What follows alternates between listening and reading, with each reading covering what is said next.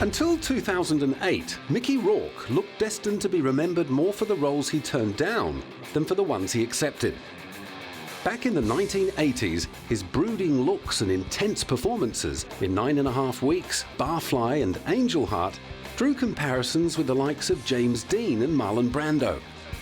Comparisons that only increased as word spread about his dangerous unpredictability on set.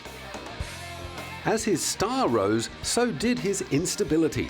He became famous for walking off shoots and failing to turn up for work, and reportedly rejected a stack of lead roles in films like Beverly Hills Cop, Rain Man, 48 Hours, Highlander and Platoon. He chose instead to climb back into the boxing ring he'd left to take up acting. Over the next few years, a succession of opponents proceeded to mash Mickey's pretty face to a pulp, and a series of reconstructive operations left him almost unrecognizable from the posters of his early movies. By the mid-90s, he was ready to go back to making movies, but few filmmakers were prepared to take the risk.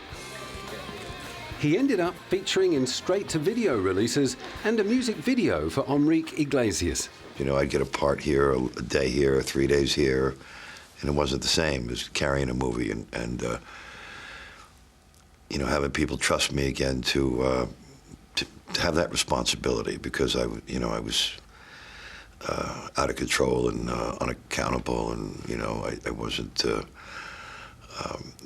I'd lost everybody's faith pretty much when I went haywire, I guess.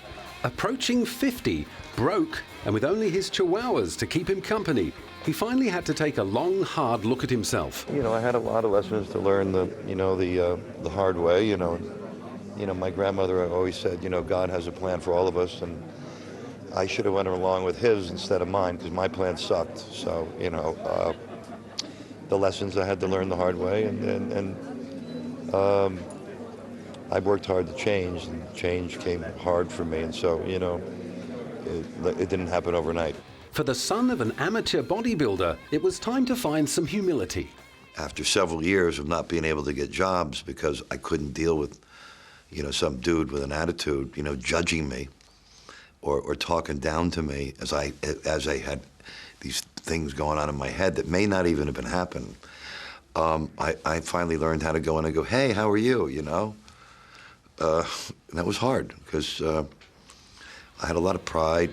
That learned geniality helped him through supporting roles in films like Sin City, Domino, and Stormbreaker. But it was going to take a lot more than minding his P's and Q's to persuade producers to back him as a leading man. It was going to take the unwavering faith of director Darren Aronofsky. I just knew he had the abilities, I knew he had the talent, and from the first moment I met him, I knew there was going to be something special. It's before that. When I saw his work back in the 80s and the early 90s, I knew he was just one of our greatest talents. The story goes that The Wrestler was originally budgeted at more than $20 million, but no one would fund a film with Mickey in the lead. Darren stuck to his guns and eventually found a cashed-up Mickey Rourke fan who was willing to put up $6 million. Darren changed the script and made the whole film for $6 million. Having compromised so much to get his star, he wasn't about to swallow any prima donna antics. He allegedly sat Mickey down before filming started and demanded he give the best performance of his life. The pressure was on.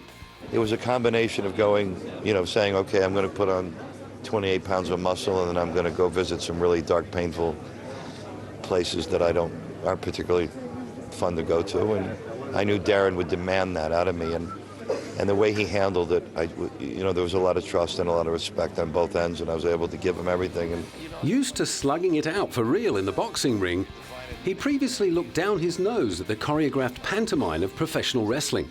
I never really had a whole lot of respect for wrestling until I ended up in the hospital, you know, a whole bunch of times the first couple of months, and you know, just landing the wrong way and, you know, pulling this, breaking this, pinching that, and I went, wow, these guys really get hurt. In the end, though, the pain was all worthwhile. As far as I'm concerned, it is the best movie I ever made, and it's the hardest movie I ever made, and it's the most I've ever trusted and respected someone enough to give them all of myself.